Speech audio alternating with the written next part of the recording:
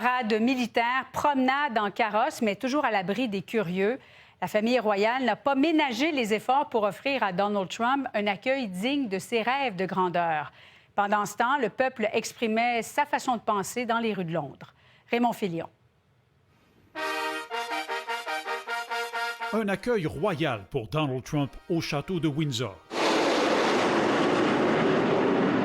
Dans les airs comme au sol, la monarchie britannique n'a pas lésiné sur les moyens pour lui en mettre plein la vue. Fanfares, défilés de chevaux, inspection de la garde, tout pour plaire au président américain, avec qui le premier ministre britannique souhaite avoir des relations cordiales. Et ça marche avec Donald Trump. Il est extraordinairement sensible à la flagornerie et vraiment, là, les Britanniques ont décidé de rendre la chose la plus mémorable possible, quitte à friser le ridicule, mais pour le principal intéressé, c'est vu comme un honneur ultime. Après avoir été accueilli par le prince William et la princesse Kate, c'est à bord d'un carrosse doré que Donald Trump a été emmené au château en compagnie du roi Charles. Aucun spectateur sur place toutefois, le public avait été soigneusement tenu à l'écart.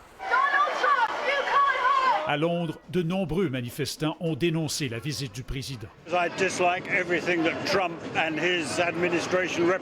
Je déteste tout ce que Donald Trump et son administration représentent, dit cet homme. Cette femme se dit dégoûtée de voir son pays lui dérouler le tapis rouge. En soirée, un somptueux banquet royal a eu lieu en l'honneur du président. 150 personnes triées sur le volet étaient présentes. C'est vraiment un des plus grands honneurs de ma vie, a déclaré Donald Trump. Le roi Charles a vanté les liens qui unissent les deux pays. L'opération Charme britannique va-t-elle fonctionner?